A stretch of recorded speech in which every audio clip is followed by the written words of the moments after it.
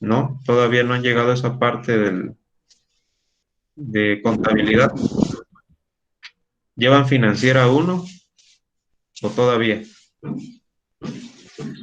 No, No todavía. Ok. Bueno, flujo de efectivo prácticamente es el dinero contante y sonante, es decir, el efectivo como tal, el dinero que la empresa dispone para afrontar las operaciones diarias. Bueno, es el dinero que sobra, vamos a decirlo así, el dinero que sobra después de haber pagado a tu nómina, de haber pagado a proveedores de materias primas, después de haber pagado impuestos, el dinero que te queda ya al final, si ustedes recuerdan en contabilidad hay algo que se llama estado de resultados. El estado de resultados va midiendo tres tipos de resultados o utilidades en dado caso: la utilidad bruta, la utilidad de operación y luego la utilidad neta del ejercicio. Entonces, prácticamente vendría siendo la utilidad neta del ejercicio, flujo de efectivo. Claro que ya un poquito más avanzado la explicación en financiera, se ahonda de que el flujo de efectivo también se ve afectado por lo que es la depreciación. Bueno, eso no es tema de esta materia, pero les estoy dando una pequeña introducción. Entonces, esta empresa mide el flujo de efectivo. ¿Cómo lo mide? A través de sus cuentas por cobrar y de sus cuentas por pagar. Cuentas por cobrar, pues obviamente son lo que los clientes deben a esta empresa de juguetería, y las cuentas por pagar lo que se le debe a los proveedores. Entonces, esta empresa maneja que tiene para garantizar un suficiente ingreso de efectivo, ¿sí? Aquí lo ve, para cumplir con deuda corriente y deuda a corto plazo. Deuda corriente, pues quizás para pagar cosas de enseres menores, eh, que no tengan mucho que ver con el giro del negocio, y la deuda a corto plazo. Esto es muy importante. Esta deuda a corto plazo, los contadores la registran en el pasivo circulante porque es corto plazo. Y luego, bueno, dice que esto es lo que marca el éxito o el fracaso de la empresa. Y aquí les explica lo de las cuentas por cobrar, lo que ellos ven en esta empresa, que al medir el tiempo promedio, ojo, aquí está el primer concepto ya: tiempo promedio para, bueno, aquí dice valor en dólares, vamos a ponerle euros, pesos, quetzales, lo que ustedes quieran. Pues tiempo promedio que tienen las facturas pendientes, es decir, los administradores pronostican la disponibilidad de dinero y vigilan la situación de las cuentas por cobrar. ¿Por qué? Porque si las cuentas por cobrar se analiza, se hace un estudio estadístico de las facturas pendientes por cobrar, es decir, a los clientes, por cobrar a los clientes, y nos encontramos con una media o un promedio de 60 días, 70 días promedio. ¿Qué significa eso? Que en promedio 70 días los clientes tardan en pagarnos o en pagarle a esta empresa de juguetería. Díganme ustedes, ¿esto es algo, sería algo bueno? ¿Es algo normal? ¿60 días, 70? ¿Qué opinan? Jefe de grupo, ¿qué opinas?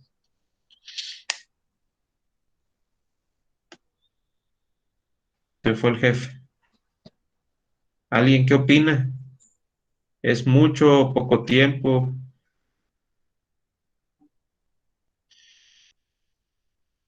Ya se fueron.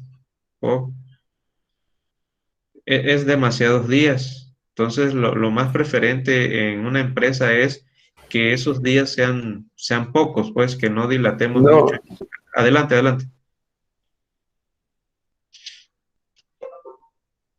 Adelante. ¿Quién dijo yo? Yo. no, pues por lo yo, Sonel, Ajá.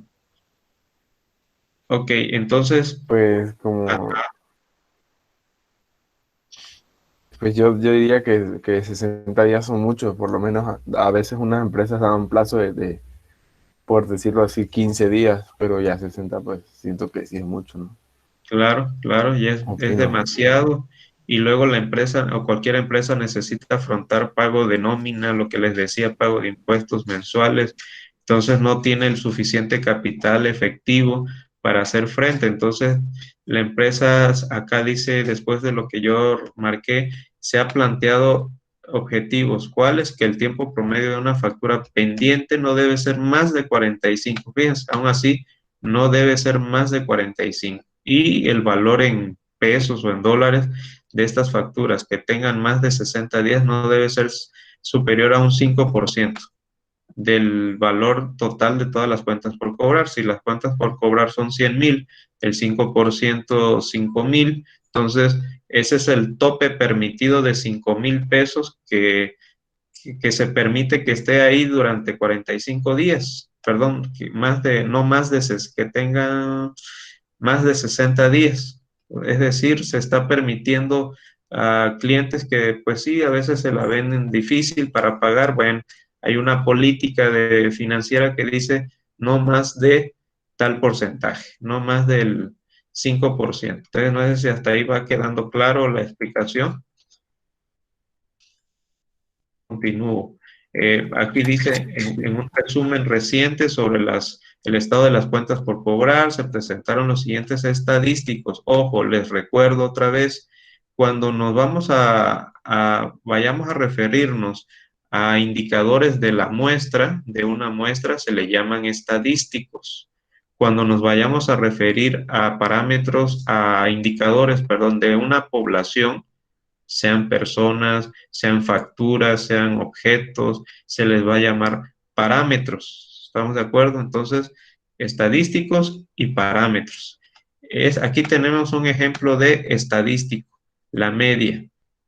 40 días, la mediana resultó que son 35 días y la moda 31 días. Bueno, entonces continuando con este caso introductorio, son los hijos del Rey León, creo, todos estos muñequitos. El rey de la selva, dice, ok. La interpretación de dichos estadísticos indica que el tiempo promedio de una factura pendiente es 40 días. La mediana revela que la mitad de las facturas se quedan pendientes 35 días o más. Bueno, si ya han estado leyendo la mediana o si recuerdan de la preparatoria, la mediana, a diferencia de la mediana es simplemente ordenar primero los datos de menor a mayor o de mayor a menor y justamente buscar el dato central, el dato que quede al centro, y ese dato va a ser la mediana. Vamos a pensar que en este caso la empresa tiene 60 cuentas por cobrar, 60 datos, 30, 35, 40, 60, 50. Los ordenamos todos esos y resulta que la mediana o el valor central sea 35 días. Habrá casos en que ustedes se van a topar que la mediana no va a aparecer ningún valor central, es decir, en este caso van a tomar dos datos centrales, van a promediar esos dos datos y esa va a ser la mediana. Pero bueno, eso ya cuando hagan los 40 ejercicios ya van a agarrar callo, como dice. Entonces, luego nos mencionan que la moda, 31 días, la moda es lo que más se repite. Ojo, la moda también no quiere decir que en un estudio estadístico sea una moda la respuesta. Pueden haber dos modas, le llamamos bimodal, o pueden haber tres datos que se repiten mucho, pues ya podríamos poner trimodal. Entonces, bueno, entonces este es un caso introductorio y bueno, entonces medidas de localización, empieza lo que es se le llama también medidas de tendencia central, lo que es la media. Aquí está la media muestral y si se dan cuenta, estamos usando el alfabeto griego, X testada, ¿sí? Testada, no detestada, o X barra, así se le llama también. Cuando vean ustedes X barra o X testada, nos estamos refiriendo a lo que es la media muestral. Si nos queremos referir a la media poblacional, abajo este autor, mi cuate, ya utiliza mu, ¿sí? ¿Estamos de acuerdo? Porque ya estamos hablando de un parámetro, mu o mu. Entonces, para que ya vayan haciendo esa distinción, tenemos que la media muestral X testada va a ser igual a sigma. ¿Qué cosa es sigma? Sigma es la sumatoria, ¿sí? sumatoria, es la letra S mayúscula en el alfabeto griego, a la sumatoria de todas las observaciones X sub I sub SV, ¿sí? ¿Por qué sub I? Porque esta I va adoptando el valor 1, 2, 3, 4, dependiendo de la cantidad de datos que tengamos en observación. En el caso de las cuentas por cobrar, les decía, vamos a pensar que son 50 clientes, son 50 cuentas por cobrar, entonces tendremos que ir sumando el X sub 1, es decir, la cuenta número 1, X sub 2, la cuenta número 2, y así sucesivamente, sumatoria. Esto, si se acuerdan, lo han de haber visto en cálculo integral, la famosa sumatoria de Riemann. Hay todo un tema para trabajar con sumatorias, pero bueno, en este caso es nada más sumar todos los 50 datos y dividirlo entre n minúscula. ¿Qué cosa es n minúscula? N minúscula es el tamaño de la muestra. En el caso de las cuentas por cobrar, yo lo estoy inventando, son 50 cuentas, no lo dice el ejercicio, pero pues puede ser 50, 60, o también puede ser que la población, en este caso de las cuentas por cobrar, sean mil cuentas por cobrar. Entonces, por cuestiones de tiempo, lo que se veía en un cuestionario de limitantes para realizar todo un estudio a la población, entonces, ¿qué decidimos como administradores? Hacer un muestreo y seleccionamos ahí una muestra de 60 o 100 cuentas en vez de 1000. ¿Sí me explico? Entonces, N es el tamaño de la muestra. Y aquí está detallado el libro, te va explicando que X sub 1, lo que yo les decía, más X sub 2, hasta llegar a X sub n. ¿Por qué X sub n? Porque es un convencionalismo establecer aquí que ya n viene siendo el enésimo término, es decir, va a depender de cuántos datos estemos analizando. Eso así de cajón en todos los libros les va a aparecer esta nomenclatura. Y pues la letra griega sigma es el símbolo de sumatoria, así es, suma. Entonces aquí viene un primer ejemplo, me arranco con este ejemplo. ¿Alguna duda hasta ahorita? ¿Voy rápido, voy lento? ¿Alguien que dé signo de estar en el salón de clases? No, todo bien, profe, todo bien. Está bien, revienta todo. Hasta ahora todo bien. Ok, ok. O, Dándole duro, dándole duro. ok, o dan chance, me voy yo a desayunar un rato a Villahermosa y regreso en 3 horas. Ok, bueno, para ilustrar el cálculo de la media muestral, papitas, como dicen ustedes, considera los siguientes datos que se presentan, que representan el tamaño de 5 grupos del Tecnológico de la Sierra. 46, 54, bueno. Se emplea la notación X sub 1, ok, para representar cada uno de estos valores. Lo que les decía, X sub 1 va a ser igual a 46, X sub 2 a 54, X sub 3 42 y así sucesivamente, ¿sí? Entonces, por lo tanto, para calcular la media muestral, escriba, volvemos a poner la fórmula, ¿sí? Esto es muy importante en estadística, en matemáticas, volver a escribir la fórmula, problema por problema. De esta manera, estamos siendo formales en la resolución de un ejercicio. Entonces, es igual a toda X sub 1 hasta X sub 5 entre el número de datos, que son 5, y realizada la operación tenemos 44. Entonces, la media muestral del tamaño de estos grupos es 44 alumnos, ¿sí? Entonces, quiere decir que esto se refiere, pues sí, al tamaño de 5 grupos del TEC de la Sierra. Ustedes creo que han de ser el primero, ¿no? 46, son 44 ustedes. Bueno, entonces, otra ilustración dice que suponga que la bolsa de trabajo de una universidad del TEC les envía cuestionarios. O sea, ustedes cuando salgan, el TEC les va a enviar unos cuestionarios para saber cuánto cacao están ganando. Y resulta que tenemos esta tablita, los sueldos mensuales iniciales, en una muestra de 12 estudiantes de administración recién egresados, recién calientitos del horno. Bueno, tenemos 12 egresados. Si observan, vemos que los sueldos mensuales iniciales son muy parecidos, ¿sí? Demasiado parecidos, diría yo, 3.400, 3.500, claro, esto está en dólares. Si lo traducimos a pesos a día de hoy, bueno, pues ya estaríamos hablando casi de 60,000 pesos mensual. Ojalá, ¿no? Ojalá ganaran eso empezando, pero lo dudo. Lo más seguro es que van a llegar a este sueldo a lo mucho quincenal. Eh, no los animo, ¿verdad? Pero tampoco los desanimo.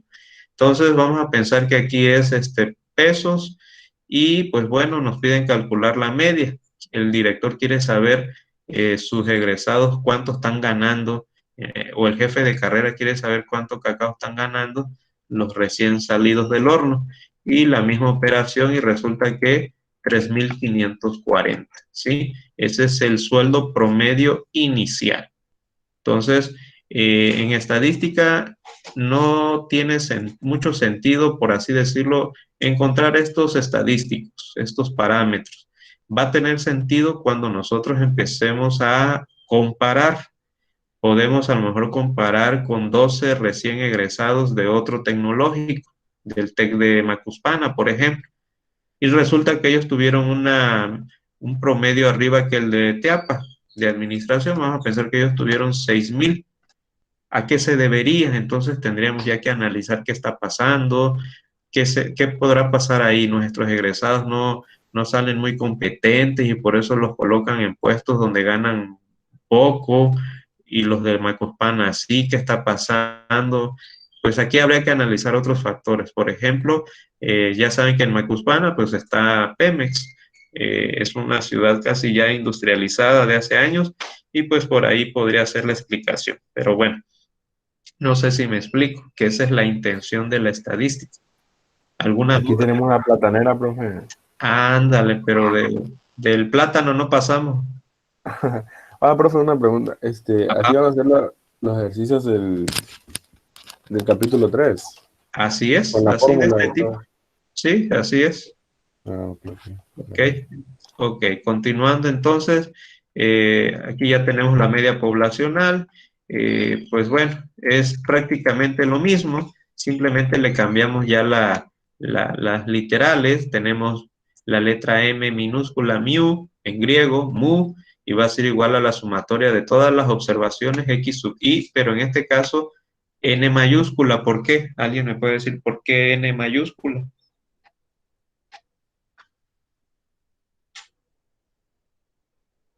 Porque una población se detona, dice arriba, ¿no? El número de Ajá, observaciones es una población, se denota N. O sea, N ajá. mayúscula. Detona. Esto, DN, ajá, denota. así es decir, cuando vean la letra N significa que vamos a contemplar a toda la población, Ujú. todo.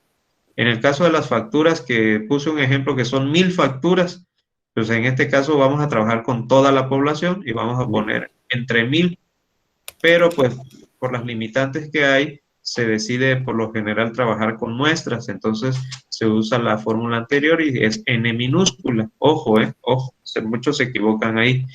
El siguiente indicador mediana de tendencia central, pues aquí lo dice, es otra medida de localización central. Es el valor de en medio, en pocas palabras, el valor que está en el centro, ordenado ya sea de menor a mayor. Bueno, aquí les recomienda en forma ascendente. Ascendente. He escuchado que dicen algunos ascendiente o descendiente para decir hacia abajo, ¿no? Descendiente es tú cuando tienes un hijo, ¿no? O algo así. Ah, es mi descendiente. Pero para hablar ya de cosas así o abstractas, pues ascendente o descendente. Bueno, cuando se tiene un número impar de observaciones, la mediana es el valor del medio. Cuando las observaciones son pares, no hay un número en medio. En este caso, lo que les había dicho, una convención. ¿Qué es una convención? Ya es un acuerdo a nivel internacional, vamos a decirlo así, en la ciencia estadística, de que cuando se dé ese caso, se van a sumar los dos valores de en medio o los dos que están en el centro y se va a obtener un promedio. Es lo que les está diciendo aquí este párrafo. Y aquí están los pasos para obtener la mediana. Si es impar, el número de datos, por ejemplo, en el caso de si fueran 50 facturas, este es un número par, va a caer en el segundo, en el inciso B. En este caso no vamos a tener un dato central, vamos a tener que buscar el promedio de las dos observaciones del medio. Bueno, esto se aclara fácil y rápido con el ejemplo otra vez. Tenemos el dato de los tamaños de grupos, 32, 42, ok. Como n es igual a 5, n minúscula es impar, pues en este caso la mediana es el valor del medio. Efectivamente, en este caso el valor del medio es 46. ¿Por qué? Porque geométricamente tenemos dos datos hacia la izquierda y dos hacia la derecha. No hay problema. Aquí rápido decimos, 46 es la mediana. Entonces, aquí nos aclara, la mediana del tamaño de los grupos es 46. Bueno, aun cuando en este conjunto de datos hay dos observaciones cuyo valor es 46, al poner las observaciones en orden ascendente, pues se toman en consideración todas las observaciones. Bueno, ahora vamos con el caso del salario de cuando ustedes van a salir del TEC, van a ganar esto. Bueno, suponga que desean calcular la mediana del salario inicial de los 12 recién egresados. Entonces, ordenamos de menor a mayor. Aquí el que gana más, no sé, a lo mejor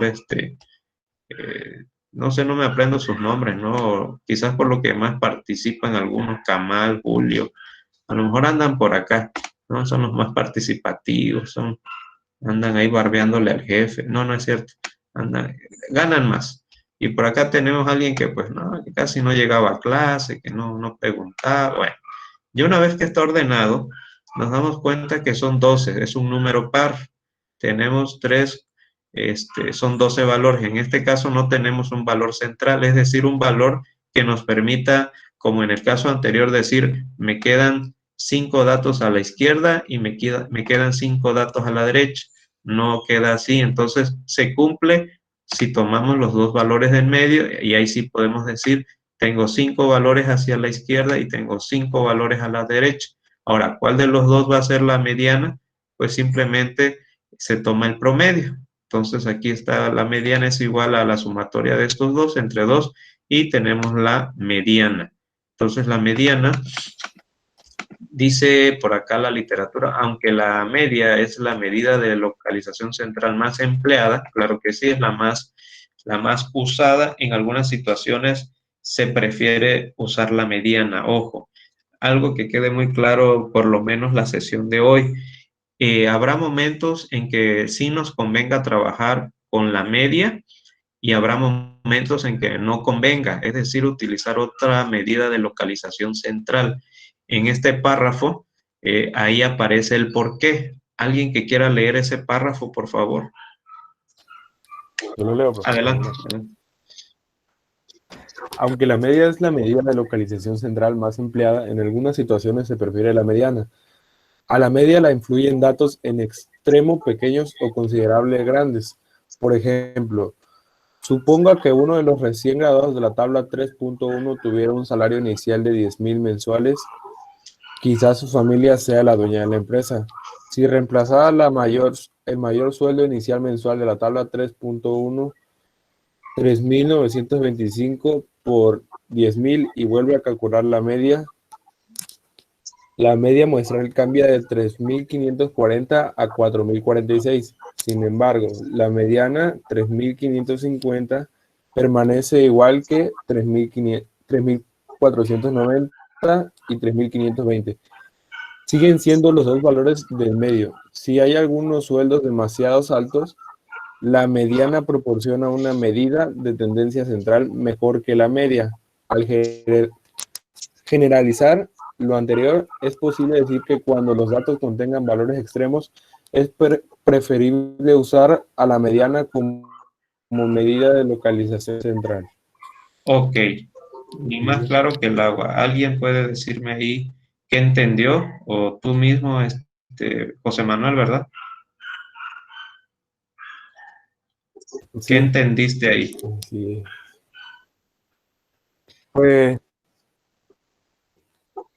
pues como yo lo leí, la verdad no entendí, pero los voy analizando. Sí, está bien, ya ven. Por eso a veces pongo O sea, estudia. pues Ajá. aquí, No leer. Leer, pues es como leer una historieta. pues como, así es. Pues aquí mismo da un ejemplo como si fuera su familia fuera dueña de la empresa. Eso quiere decir que pues gana un poco más. Pero, por ejemplo, aquí dice que si la media muestral cambia, pues claramente los valores vuelven a ser los mismos. Siento yo, ¿no? Así dice. Ok, ok, por ahí va el asunto. ¿Alguien más? Yo entendí que como por ejemplo en los casos en los que el número está más bajo y el más alto, o sea, si hay mucha diferencia, lo que conviene mejor es este, usar la mediana, ¿no? Sí, creo que Sí, sí, sí, es sí, porque correcto. como por ejemplo, los dos números que van a ir en medio siempre, bueno, pues seguirían siendo los mismos. Y al contrario, en la medida, pues como el número cambia, al momento de dividirlo, creo que se hace, pues daría más, o sea, de 3.540 a 4.046, pues sí es mucho el cambio. Exacto, exacto. Cuando veamos que hay demasiada variabilidad en los datos de los sueldos, en este caso, por eso le hice énfasis al inicio. Hay algo muy importante en la tabla que aparece acá arriba, que son los sueldos, son muy parecidos, son muy similares, no hay mucha variabilidad. Si hiciéramos el dato menor, cuál es, y el dato mayor, creo que habría una diferencia de a lo mejor 400 o 500 pesos, a lo mucho. Pero en este caso sí nos conviene usar la media. Pero nos pone el ejemplo el libro, si este dato de aquí lo cambiamos por 10,000, ups, o sea, nos va a inflar, así lo dice acá el libro en una parte, nos va a inflar nuestra media de 3,500 va a pasar a 4,400. Entonces, eso no sería un buen indicador a tomar en cuenta y decir que el promedio de lo que ganan los estudiantes de administración, los egresados, es de 4,000 cuando en realidad debería ser de 3,000. ¿Por qué 4,000? Porque se infló. A lo mejor Julio está palanca ahí con el ayuntamiento y está ganando ya 10,000 y eso nos va a afectar nuestro estudio. Entonces, ojo, ustedes son los que van a decidir qué estadístico van a utilizar. Entonces, no sé, ya quedó claro en este caso cuándo usar la media y cuándo usar la mediana. Si usamos la mediana, en este caso, que si se infla un dato o vemos un dato que está muy elevado, conviene usar la mediana. De esa manera, ordenamos de menor a mayor y si hacemos eso con el dato inicial de 10,000, pues no va a afectar. Vamos a tener al centro estos valores que están por aquí y pues vamos a tener una medición un poco más exacta. Es decir, sería ilógico decir que la media de lo que ganan los recién egresados sea 4,000, o sea, está inflado, no es la realidad. Se infló porque uno de ellos es el que gana más, o pueden ser que no nada más uno, pueden ser dos, tres, que tengan unos salarios súper elevados. Entonces, no va a ser representativo mi indicador de 4,000, ¿sí? ¿Sí me explico? Entonces, la media, ya llevamos media, mediana, ¿sí? Vienen ejemplos muy sencillos. Viene la moda. Lo que les decía, la moda es el dato que más se repite o que tiene mayor frecuencia. Ojo, aquí en estadística hay que decir los términos tal cual, el que tiene más frecuencia. Ya ustedes deben manejar conceptos de frecuencia relativa, frecuencia porcentual, frecuencia acumulada, porcentual acumulada, todo eso está explicado en otros videos anteriores. Bueno, entonces la moda, pues nos vuelve a referir al ejemplo de los 5 grupos de una universidad. El único valor que se presenta más de una vez es el 46 y efectivamente, pues me voy a regresar para aquellos que son visuales, necesitan ver para creer, aquí está. Están mis 5 datos de los grupos. ¿Qué datos se repite más? 46. 2 veces se repite. Si hubiera otro 54 por acá, entonces sería bimodal. Pero en este caso nada más están, un valor es el que se repite, es la moda. Entonces, acá te dice el único salario mensual inicial, en el caso de los salarios que se presenta más de una vez es 3.480. Como este valor tiene la frecuencia mayor, es la moda. ¿Sí? Entonces vamos a la tablita de los salarios, a los que somos visuales, ok. ¿Cuál se repite más? Pues tenemos aquí 3.480 y 3.480. Se repite dos veces. Entonces, bueno, en este caso son pocos datos. Es fácil identificar qué valor se repite más. Y hasta eso podemos cometer errores. Pero imagínense si vamos a analizar 100 datos. Caray, ir viendo cuál de los 100 datos tiene mayor frecuencia va a llevar tiempo. En uno de los videos que cargué en Excel, de manera sencilla, explico cómo solucionar este inconveniente. ¿Sí? Ojalá lo puedan revisar y de esa manera yo nada más selecciono todo el rango de datos que tenga yo vaciado en mi Excel y con la ayuda de las funciones se le puede ir indicando a Excel que me haga un conteo de datos, que me diga, devuelva el valor menor, el valor mayor, eso ya está explicado ahí, ojalá chequenlo. Eh, y por ahí también me puede hacer un conteo de qué valor se repite más y por ahí también, eh, para no estarlo haciendo de esa forma, hay otro método que se utiliza en Excel y en 3 clics, a lo mucho, 4, diría Peña Nieto, no menos, como 5.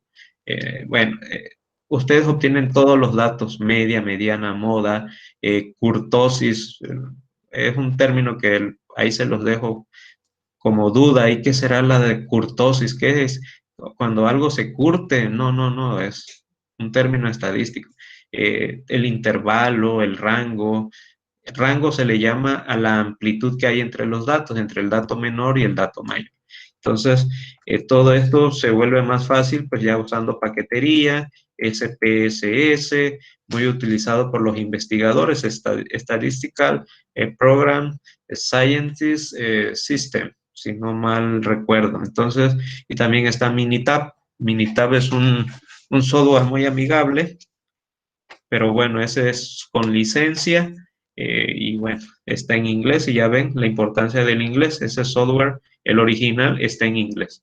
Las versiones ahí mexicanas o craqueadas están en español. ¿Cómo le hicieron? No lo sé. La creatividad a su máximo esplendor. Pero bueno, ¿alguien ha usado Minitab de aquí de casualidad? ¿Y qué? Minitab. No. No, M-I-N-I y luego TAB de Tabasco, Minitab. Es un software de Tabasco. Sí, no, no es muy común. La Y verdad no. está algo elevado. Bueno, está muy bien cotizado ese software. Bueno, seguimos. El que lo pueda comprar, adelante. Vale como 20,000 por la licencia. Ok, bueno, vamos a ver de qué manera. La moda ya quedó, Barato, ya quedó explicado lo que es la moda. Y bueno, percentil lo dejamos pendiente porque esto también tiene un poquito más Eso fue lo que yo no lo entendí. ¿Perdón? Eso fue lo que yo no lo entendí, porque no entendí cómo se obtiene y pues por consiguiente tampoco sé cómo se obtiene el que sigue, ¿cómo se llama? Ok, Cuartiles. ok. Vamos a dar una introducción. Por los tiempos que ya estamos cerca, bueno, sin embargo va a quedar en un material que cargue ahí un poquito más extenso. De entrada ahorita les puedo decir que percentil viene de la palabra, por así decirlo, por ciento, ¿sí? Por ciento. Percentil, comúnmente utilizamos 4 tipos de el primer cuartil, segundo cuartil, tercer cuartil y el cuarto cuartil. ¿Qué significa cuartil? Cuartil viene siendo un 25%, es decir, un cuarto. Sí, no sé si por ahí voy ya aclarando las dudas. Primer cuartil, sí, sí, escucho. Sí, entonces es cuando se nos dice que es también como el 25%, el 50%, el 75% y el 100%, ¿no?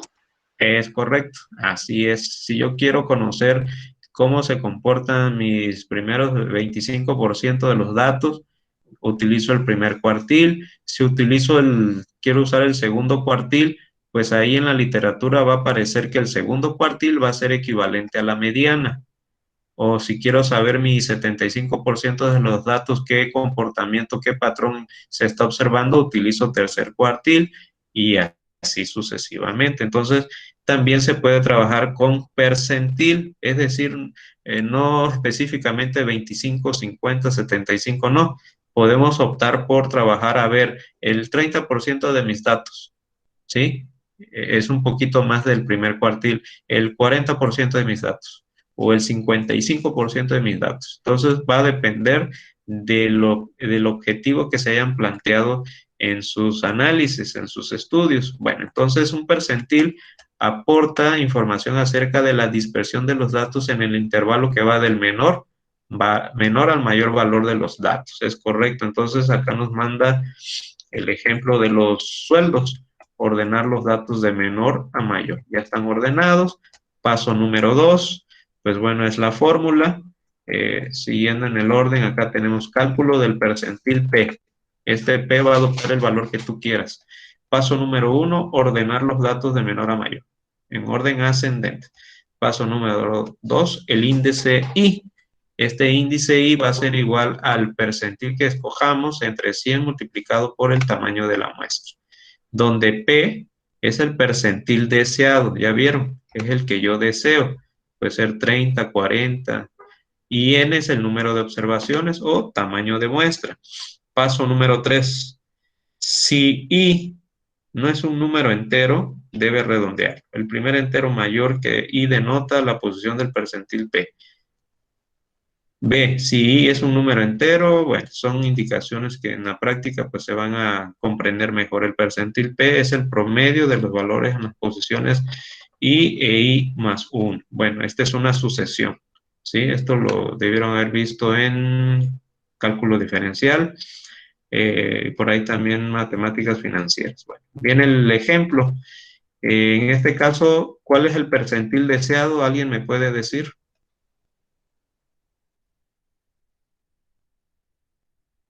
¿Con qué percentil estamos trabajando ahí?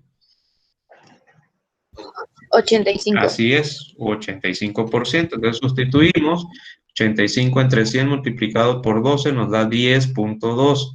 Paso 3, como I no es un número entero, ¿sí? Se debe redondear. Entonces la posición del percentil 85 es el primer entero mayor que 10.2, es decir, la posición 11. En este caso redondeamos hacia arriba. Si se dan cuenta, no es un redondeo convencional, ¿no? Que ya sabemos que si es 10.2, si lo redondeamos a entero es 10. O si es 10.5 para arriba, ya pasa a 11. En este caso es por cómo nos convenga trabajar. Bueno, en este caso, la posición número 11.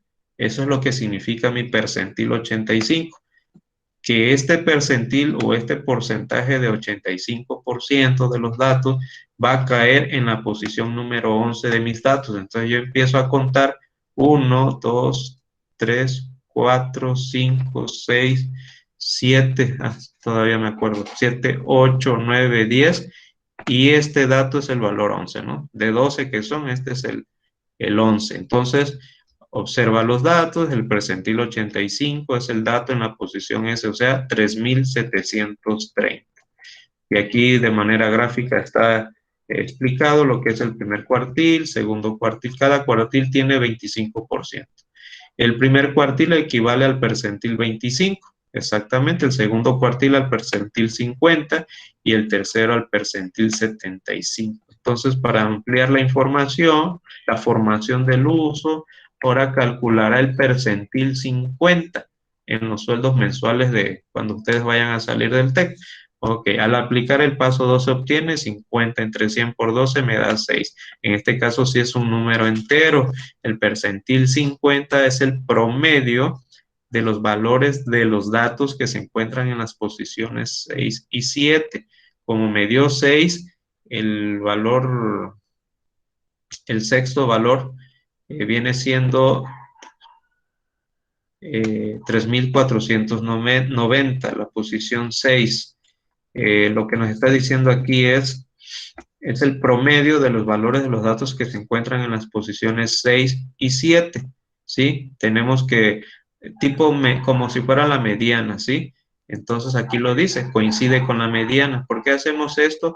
Porque nos pide la posición 6 y como son datos, nos dio un valor par, tenemos que hacer esta operación, el 6 y el 7. Entonces sumamos ambos, lo dividimos y nos da 3.505 y observe que el percentil 50 coincide con la mediana. ¿Hasta ahí dudas? O por ejemplo en el anterior, si hubiera dado igual 10.1, igual se redondea al 11, ¿verdad? Así es, así es. Gracias. Ok. Repito, aquí es como una introducción al tema, para que vayan aclarando el panorama y ya en los contenidos, pues voy explicando más ejercicios que quizás en estos tiempos no alcance, explicando ya casos de aplicación, si se dan cuenta, están casos ya aplicados a casos reales, aplicados, sí, casos reales. Y bueno, en este caso nada más nos ponen un pequeño ejemplo sencillo de 5 grupos y de 12 sueldos iniciales, pero pues en la vida real se van a manejar más datos que esos. Y conviene utilizar por lo menos si la empresa o ustedes cuando vayan a trabajar o a hacer un trabajo, hacer un reporte estadístico, pues quizá lo que tengan a la mano sea Excel. Entonces, en los videos están también las explicaciones en Excel y espero que también lo puedan revisar ahí. Y por ahí vienen ya los cuartiles, primer cuartil, segundo cuartil, tercer cuartil. Bueno, entonces esto vamos a dejarlo por ahí pendiente. Es muy importante que ustedes lean el tema antes de comenzar, así como el line, ¿verdad? Que dijiste, es que tú ya me dijiste cosas que a mí me da a entender que ya habías leído y estudiado. Y obvio, hay partes donde ya no comprendiste y pues para eso son estas sesiones. ¿Es así, Elaine? Yo no he leído y fue lo que no entendí. Y ya usted con la explicación me lo aclaró. Gracias. Ok, ok, de eso se trata. ¿Alguien más? No entendía y ahorita ya se le iluminó, no la vida, ¿verdad? Pero sí el conocimiento. Es muy importante que lo manejen, porque esto les va a ser necesario materias como modelos de simulación, que es de octavo, la estadística lo van a estar usando hasta en mercadotecnia para hacer análisis de tendencias de mercado, oferta y demanda, o sea, la estadística es casi como otro lenguaje, así como las matemáticas. Quien no domine en cierta forma esta ciencia, es como que si fueran casi como analfabetas y fíjense que bueno, entonces así queda el asunto, seguimos en estadística descriptiva, ¿sí? La unidad número 1 concluye con estos indicadores de tendencia central y de dispersión o de variabilidad, ¿sí? Ahí entran los temas de varianza, desviación estándar, muchos a lo mejor sí se acuerdan, otros quizás no, pero bueno, ya haciendo ejercicios en la práctica es donde pues se dominan ya los temas. Entonces, ¿alguna otra duda?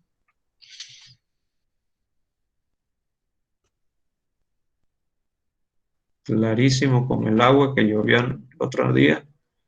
Bueno, entonces detengo aquí la presentación de la pantalla y regreso y pues por ahí se termina. Clarísimo.